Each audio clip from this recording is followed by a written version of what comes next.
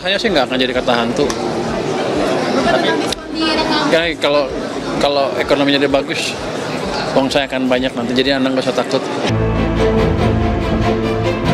Ibu kota negara IKN terancam menjadi kota hantu.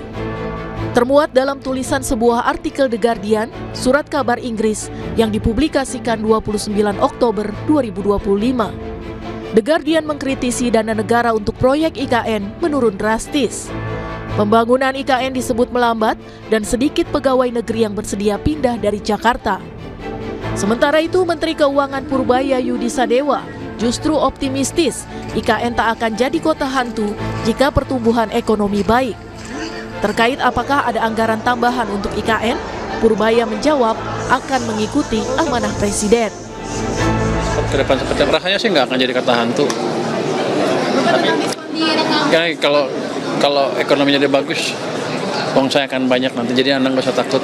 Jadi jangan dengar prediksi siapa orang luar, itu sering salah kok.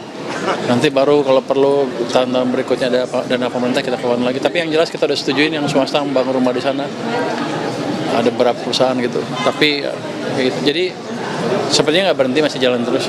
Tapi nggak secepat yang kita ikut dengan Pak Presiden aja seperti apa.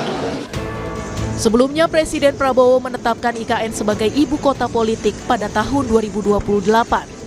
Hal itu tertuang dalam Perpres nomor 79 tahun 2025 tentang pemuktahiran rencana kerja pemerintah.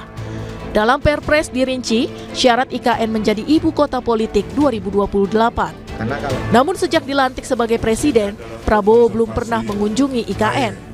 Center of Law and Economic Studies menilai posisi Prabowo dilematis karena jika menolak IKN secara terang-terangan akan dianggap berlawanan dengan misi Presiden ke-7 RI, Joko Widodo. Selios pun memandang IKN jadi beban proyek yang mahal era Prabowo dan rawan gagal. Jadi strategi yang digunakan oleh Pak Prabowo sekarang adalah ya main aman, jalan tengah. Tidak membatalkan, tidak juga memberi oksigen politik baru ya, tidak juga menyerang, tapi membiarkan IKN kehilangan momentum. Dan sinyal-sinyal ini juga sudah kelihatan. Anggaran tahap 2 turun tajam ya, dari 80 triliun proyeksinya sekarang hanya dialokasikan 48 triliun. Dan tidak ada framing baru dalam pidato politik Pak Prabowo terkait IKN ini sebagai prioritas strategis nasional. Artinya ke depannya Pak Prabowo sepertinya akan membiarkan saja IKN ini menjadi proyek gagal. Ketua Umum Projo Budi Aristiadi turut menanggapi pemberitaan The Guardian tentang IKN. Ia mengingatkan masyarakat agar tak mengikuti agenda negara lain.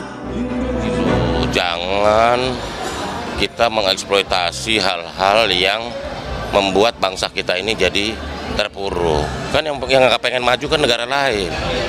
Kamu mau ya ikut agenda negara lain? Ya, pokoknya kita dukung Indonesia maju 2045. Ya. IKN mulai dibangun awal 2022. Kementerian Keuangan mencatat anggaran pembangunan IKN mencapai 75,8 triliun rupiah dari APBN sepanjang 2022 hingga 2024.